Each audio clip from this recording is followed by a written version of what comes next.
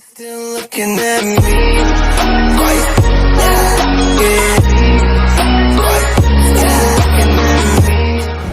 What's up, guys? It's the multitasker.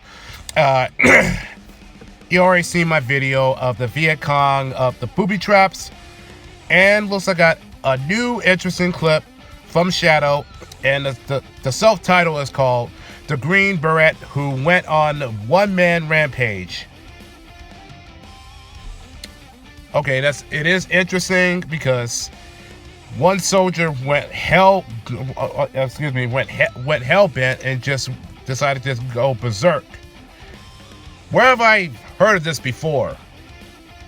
Like Rambo, or in this case, First Blood. Obviously that's what it is, but this is the actual story of that one person. Balls. And of course, this is from the Simple History. So without further ado, it's time to react. So let's begin.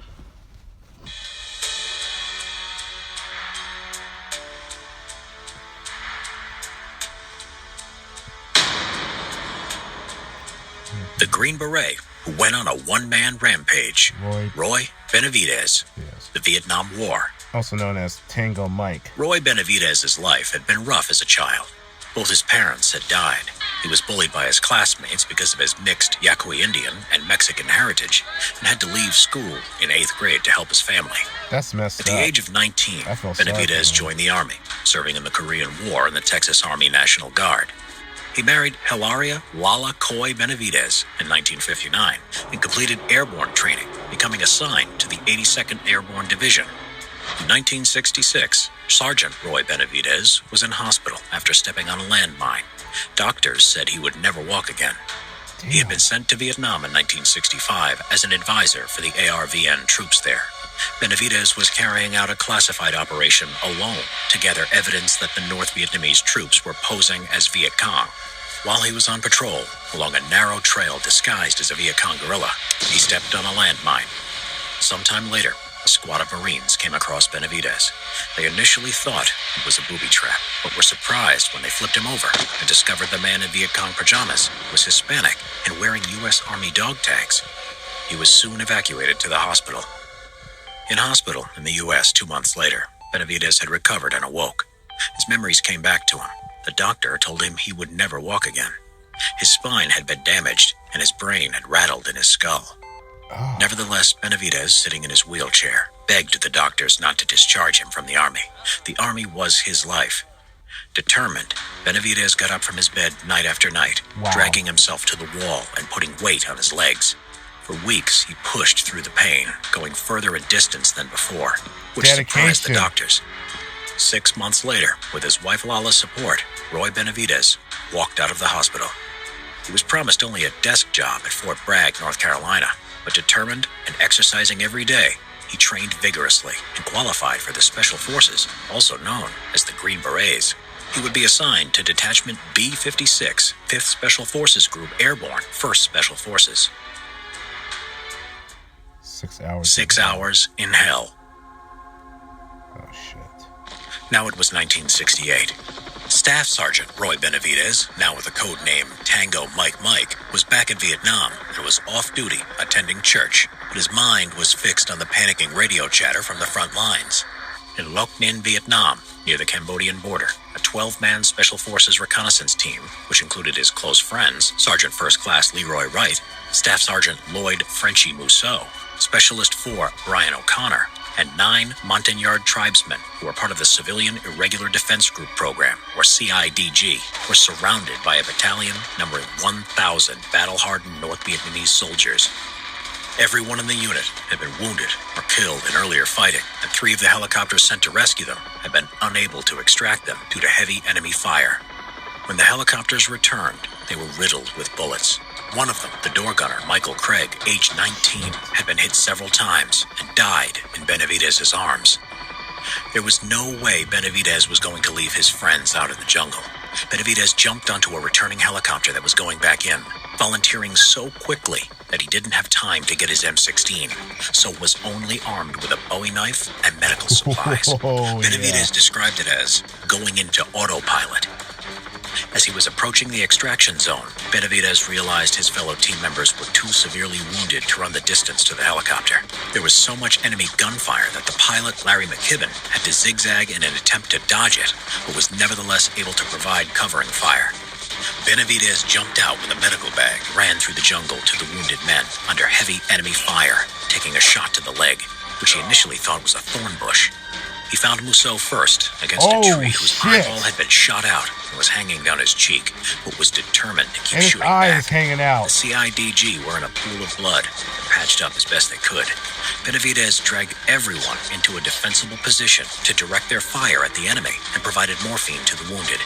He then saw O'Connor and an interpreter CIDG who he motioned to move over to him, but the gunfire started again and they took cover. Another round then hit Benavidez in his thigh. On adrenaline, he popped the green smoke for McKibben in the rescue helicopter to pick them up. While everyone who could move got into the chopper, he suppressed the tree line with an AK-47 he had picked up to cover O'Connor and the interpreter who crawled towards the helicopter. Now Benavidez was looking for the team leader, Sergeant First Class Leroy Wright, who had been killed and who also had intel on him that could not get into enemy hands. Benavidez found his body and proceeded to drag him to the chopper when he was shot again, this time in the stomach, and hit in the back by shrapnel from a nearby grenade, knocking him out. When he awoke, Benavidez was forced to leave his dead friend's body. Disaster had also struck. The chopper had crashed to the ground from enemy fire. The pilot, McKibben, was dead. 5 of the men on board, including Musso, survived the crash, as did O'Connor and the interpreter who didn't get into the helicopter. Benavidez pulled them out of the wreckage, dispensed morphine, set up a perimeter around the crash site, and called in heavy air support from the F-100s above, which dropped napalm on the enemy position.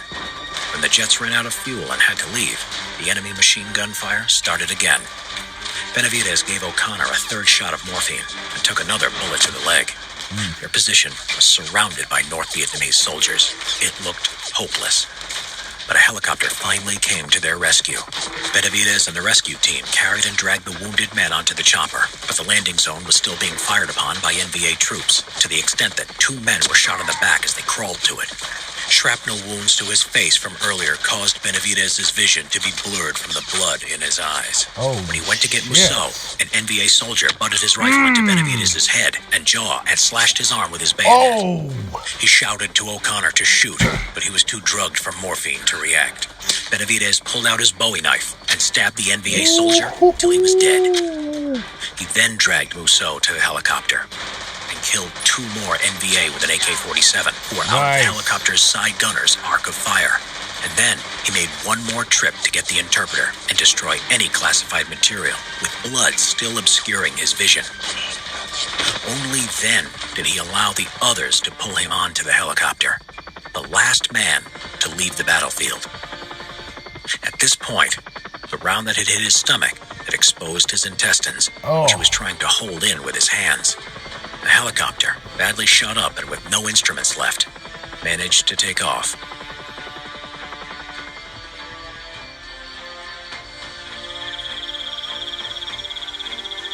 When they landed, the wounded were unloaded and examined one by one. It had turned out that Benavidez had even loaded 3 dead enemy soldiers into the helicopter in case they had classified materials. They were left to the side, as was Benavidez. He couldn't move or speak because of the broken jaw from the rifle butt. The blood over his eyes had glued them shut, and with 37 bayonet, bullet, and shrapnel wounds all over his body, he looked dead. Medics started placing him in a body bag and started zipping him up when a friend noticed him and said, "That's Roy Benavidez." The doctor said there was nothing that could be done, but Benavidez mustered his last bit of energy and spat in the doctor's face, causing the doctor to say, "I think he'll make it." He was flown to Japan for intensive surgery. Damn right. Army Medical Center, Fort Sam Houston, where he stayed for almost a year. Roy Benavidez had survived 6 hours in hell and saved 8 lives. Benavidez's commander had put him in for the Distinguished Service Cross because the process for awarding a Medal of Honor would take much longer, and he was unsure if Benavidez would live or die before he could have received it. Finally, on February 24, 1981, President Ronald Reagan would present Roy Benavidez the Medal of Honor. Reagan said if the story of his heroism were a movie script, you would not believe it. Benavidez said of his actions, The real heroes are the ones who gave their lives for their country. I don't like to be called a hero. I just did what I was trained to do. Master Sergeant Roy Benavidez died on November 29, 1998, at the age of 63.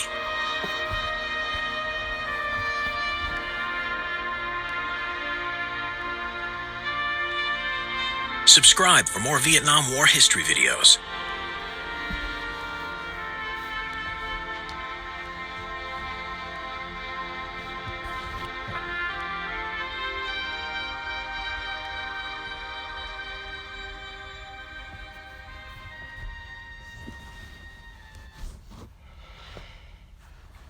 Damn.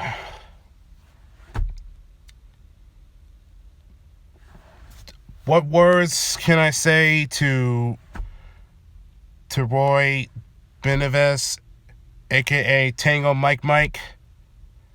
Determination, courage, strength, and never say never. Definitely never to surrender.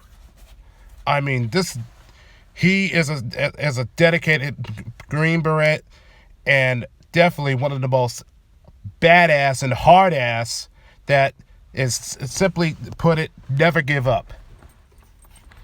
I mean, he's basically, he was like the John Rambo in real life. I mean, shit, he's been shot from the legs, got cut open to the stomach, and yet he is still hanging on to a simple thread. Real dedication. I mean, you definitely got to show some respect for this, especially to Benavidez.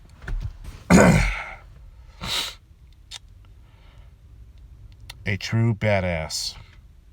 So for that, I salute you. That's it for today. I'm going ahead and call it a night.